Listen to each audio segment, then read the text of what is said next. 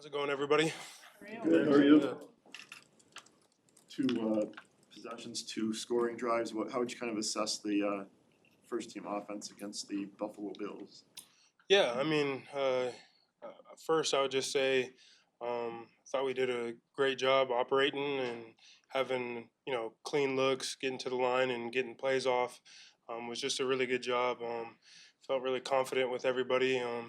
Think we, for myself, need to finish better down there in, the low area, low goal zone, trying to get touchdowns and not field goals. But other than that, I think everything looked really good. Operationally, 3rd and 12, converting, looked really good though. What was on the pass to DJ on 3rd down? What worked so well with the protection? Because Caleb you can just see how much time he had to go through his progression. Yeah, I mean, I think just starting with the O-line, we had a really good protection, and that's what we're trying to do is block as long as possible. And I mean, Caleb's just doing what he's been doing. He's looked incredibly confident, and that's what we've been seeing at practice. So he just stepped up, made the throw, and then we converted it and continued to go down and score a field goal. But in terms of the protection, looked good back on film, and he just stepped up, made a good throw, and completed it. So. It was back today. Pryor was with you in the game. Bates was in before that. What are the challenges for you when the guy the guy on the right side and right guard changes so much? I guess that ain't really a problem. My bad. I mean, as a whole unit, it does I guess kind of affect us, but not really. I mean, there's guys in and out all the time. You deal with injury. It's just being able to adjust and being able to adjust what certain guy is in. I'm sure that it's a open line of communication with Darnell and stuff like that, being over there on the right side and those right side players. But we all adjust and just roll as it goes. Whoever's in there, we're gonna get the best 5 rolling, and we're gonna get going. We hear all the time how important the continuity, chemistry on the offensive line is. It really that important, or can you adjust kind of to whatever's out there? I mean, I think we playing football at the highest level, so.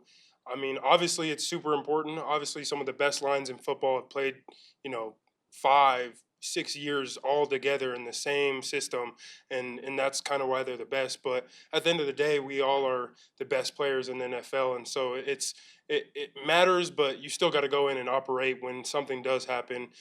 There's so many injuries in this league, and I just think being able to adjust is obviously a big thing too. But like I said, the continuity and running with the same guy for the whole camp or 2-3 years really does matter, but at the same time, we got to be able to adjust and play football. All right. So when you went back and watched the film on DeAndre Swift's big screen pass, what kind of stood out on that play? I just think it was just us executing. I think we've been executing those screen passes in practice, and that's kind of what we've been doing. So I expected for us to have a big gain on that play. I think for myself, just finished a little bit deeper in the pocket. Just for Caleb to get that ball out. But, I mean, he made a great play. Swift made a great play, and I think our O-line did a great job getting out in space and getting the right assignments and getting everything blocked up and ended up in an explosive play. You mentioned that Caleb was the same in the game situation that he is in practice. Did that surprise you? Were you expecting anything different than that? To be honest, no. I've been seeing him make plays that are sporadic and just a little bit different than maybe other guys. But yeah, I mean, he just did what he was going to do, and I thought the whole time he was going to be like that. He's nice and poised and just did his thing. I mean, he's Caleb. So. You only got 7 dropbacks, but did you see a lot of the bull rush, and how do you think you've come along with that throughout camp? Yeah, I mean, as camps progress, I definitely think it's gotten a lot better for myself. I'm starting to really see the numbers to me when I get back in my set, and I really see those numbers and starting to punch them and anchoring down on it a lot better. So I'm starting to see it a lot quicker. I still think there's just some improvement when they're attacking my inside shoulder, but other than that, I'm definitely getting better each day. Braxton, there have been some up and down days on the offensive line in camp, but when you guys got out there, it looked like you were 5 guys that knew what you needed to do, ready to go, and you guys operated really well. Is the defense that you're seeing here throwing things at you that were, I guess, more difficult than maybe what you saw in the first preseason game? So you're talking like our defense? Yeah, defense. I mean, I think it's camp, and we're trying to, it's good on good all through camp. So, things are going to happen and things aren't going to look pretty all the time in camp. And I just think when you get to a game situation too, like it's different opponents. They don't know you, and it's a different feel for the game, and you can it's a lot more crisp. It's not as much going on. Everybody knows each other, knows what you're running. We've been watching our D line for weeks on end. So I think it's just a new feel to look at the Bills and come out there and have a different game plan and different situation against them. I think that's all that is. Is there anything you can take away from last year's joint practice with Indy? Just a number of unscouted looks that you probably saw that you would anticipate, going on Thursday with Cincinnati. Yeah, no, I mean, yeah, I just think being able to adjust on the move, that's just what this league is. You're going to get all types of different looks, all, unscouted looks, whatever it is. I just think being able to adjust, and I needed to do a better job at Indy doing that last year, and I think being more prepared, understanding what a joint practice looks like, and not being kind of thrown off that way is going to help me in that situation. So just being more prepared and understanding whatever's thrown at you, just be able to adjust and go with the bullets. With as clean as the operation looked in those 2 series that you guys got in Buffalo, do you feel the starters need to play some on Saturday? Would that be your preference?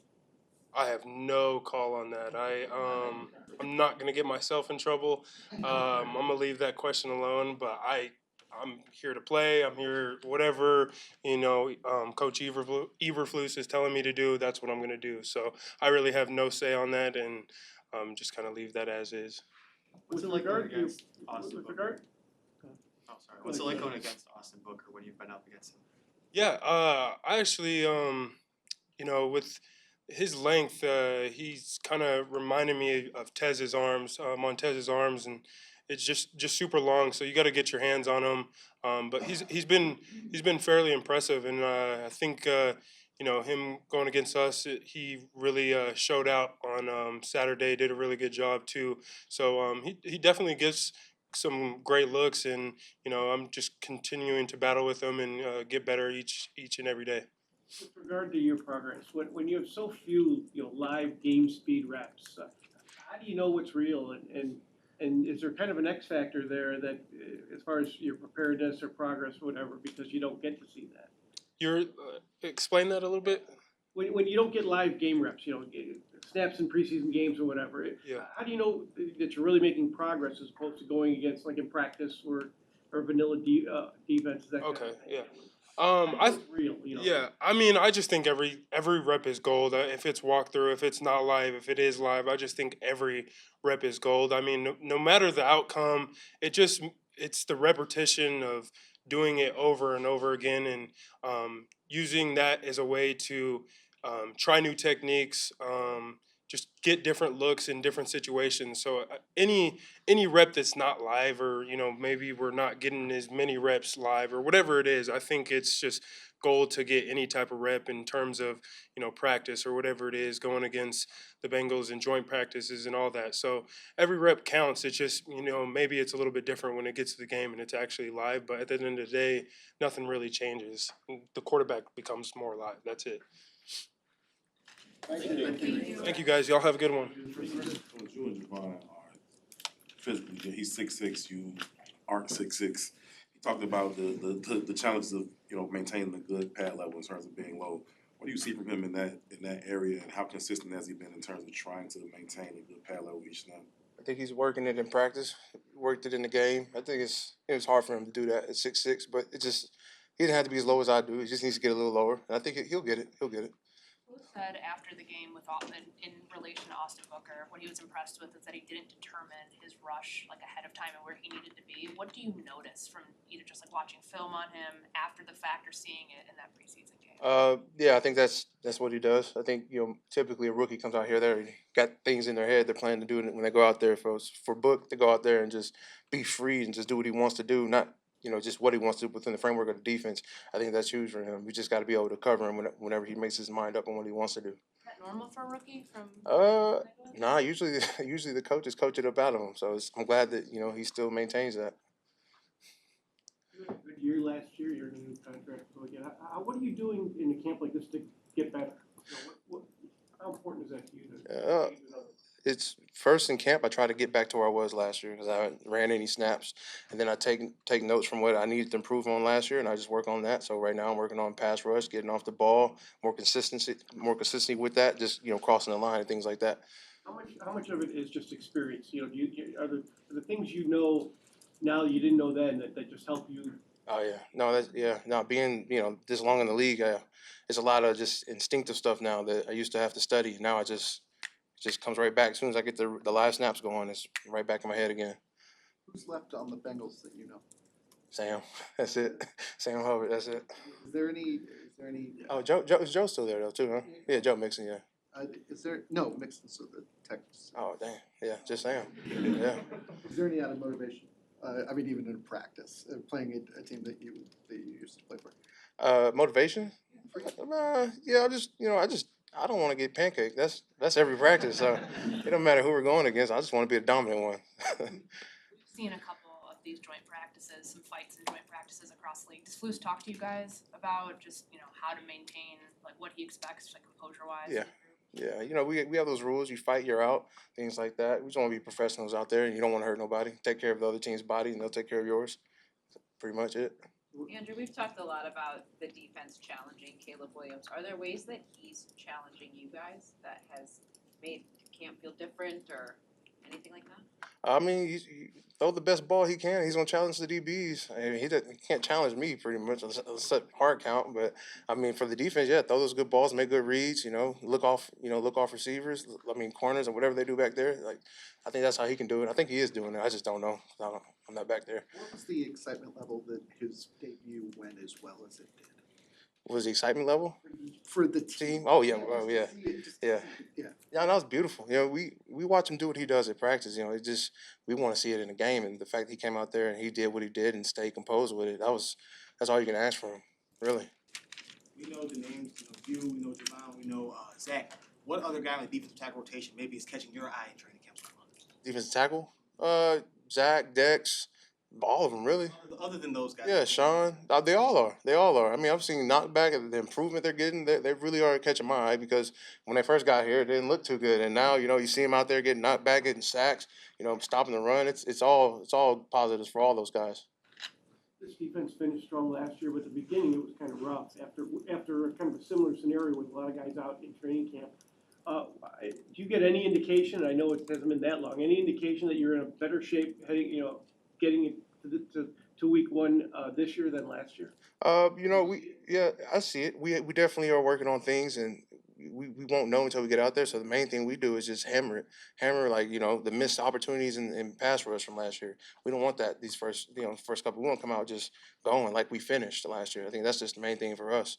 How much of a benefit is it to be playing the second year with the same linebackers behind you? TJ was saying about the ability to read what you guys are doing up front and then making y'all right no matter what y'all do because of the chemistry y'all have with each other. I mean, you want to keep them clean, but you want to get penetration too. Does that improve in year two? Yeah, because when I first got here, you don't know. Are these guys going to get these double teams off me? Are they going to be in this gap? Don't need to worry about the A and the B. But, with these guys from last year and the consistency they have, it helps me out because, I know, okay, once I beat this dude, I can move on and go close the B gap because he has an A gap over here. He's not chasing this. So it does help a lot. I just do my job and everything works. I don't have to worry about external factors and all that. Did you watch the first Hard Knocks episode? No, I didn't. Did you get any my TV's broke, man. I ain't got no cable. Huh? What you say? So I was asking if you heard from fans or friends. No, nobody's talking to me about it. Yeah, nobody. It's interesting. I'm gonna watch it though. Huh? I broke it. Broken too? No, I just TV. Yeah, I don't use my phone for that. That's good. Thank you. Thank you. Thank you. It's got to be now or never in terms of the numbers game on the roster. I mean, being realistic, yeah. I've been put in a position where in my head I feel like it's either I take the spot or, it's football. So it's business. So I come in, I came in trying to prove a point. So What do you think you've proven so far? I know you got the start opposite DeMarcus the other day. yeah, handling my business in practice. Some people went down. Made a few plays. Next thing you know, I'm up. So I think my practice stuff can show for it, and then I get in the game and have a huge stop on third down. You know, coach makes a call and the players make it come alive. So. Dominique, on that third down play, how did that feel for you? 3rd and 2, shoot through the big gap and make that stop with Marcus. No, I felt amazing. You know, I know I'm able to do things on this football field with, you know, the body that I have to make plays, and to do that early in the game like that, it felt amazing. Coach made a call, we ran it, and it worked to perfection. So that's just how it goes. Where do you feel like you've grown the most since you got in here? Oh man,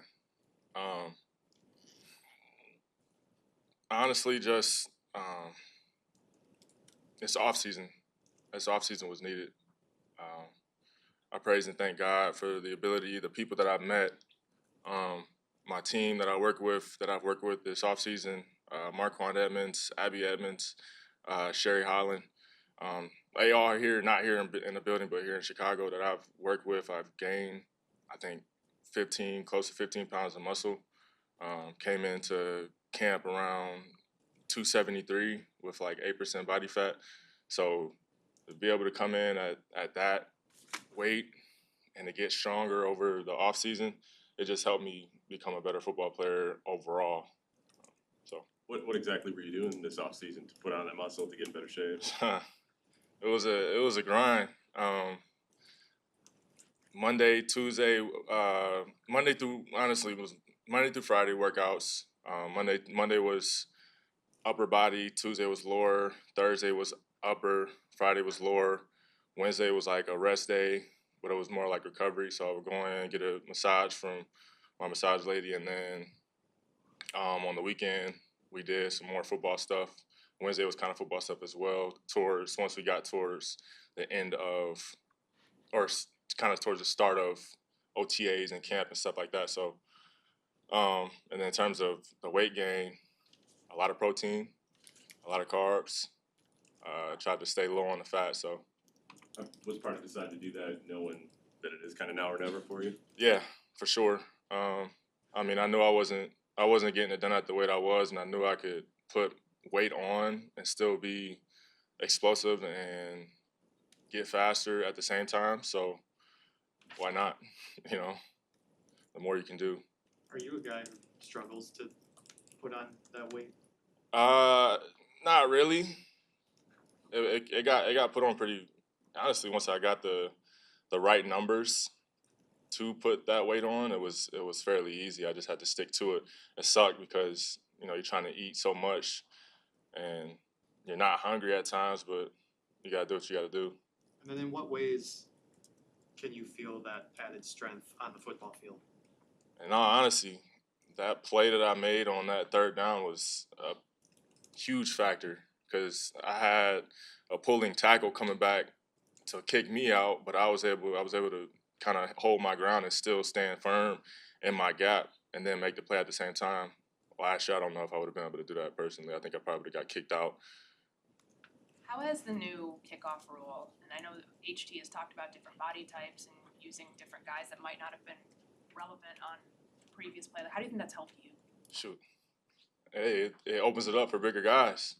I'm not the fastest, so you know, for HT, he likes to have speed guys. You know, during the regular kickoff. I mean, he still likes speed guys now, but not having to run 40 yards before contact, it helps a lot. So it's a very short, quick game now to where I think I have enough wiggle room to head fake a guy and, you know, take them off their spot and get to the ball. So, or be powerful through them and make a play. So it's actually solid. I like it. Do you think that's a way for you, or do you view that as a way onto this roster to like solidify your spot? Oh, big time. Big time. You make plays on ST, trust me, they gonna find a way. Then last year you were the intriguing guys. You know, and athletic, your background. This year it's Austin Booker. I'm curious what has it been like for you to see his kind of ascension and the attention that he's gotten.